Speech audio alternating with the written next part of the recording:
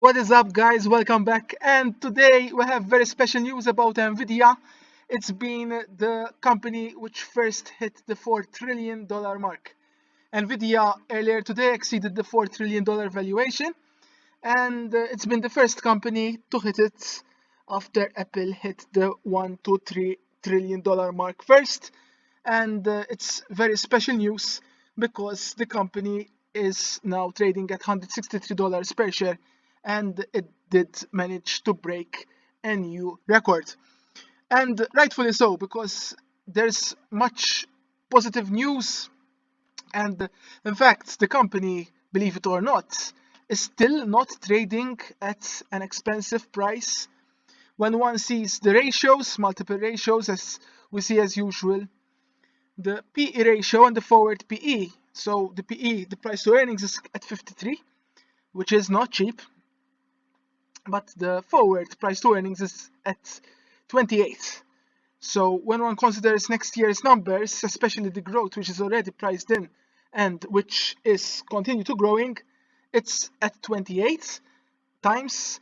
And when we see the PEG ratio, the price to earnings growth, and this figure incorporates the growth, one can see how the company is not trading at an expensive level.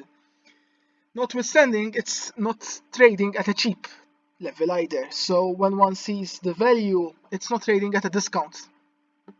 But as we're seeing here, very positive numbers, the gross margin, net profit margin, and also the news. So positive news keeps on hitting the company. In fact, CoreWeave will be first to offer Nvidia new chip at scale.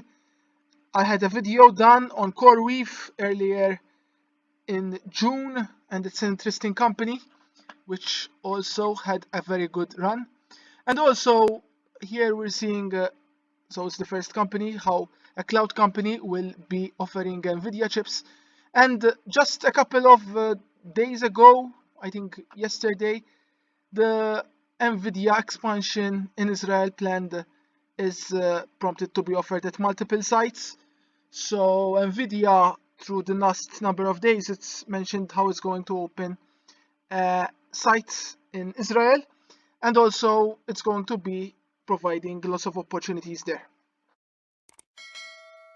It's news in Israel. We can see how Nvidia recently also managed to partner with Deutsche Telekom to advance Germany's sovereign artificial intelligence.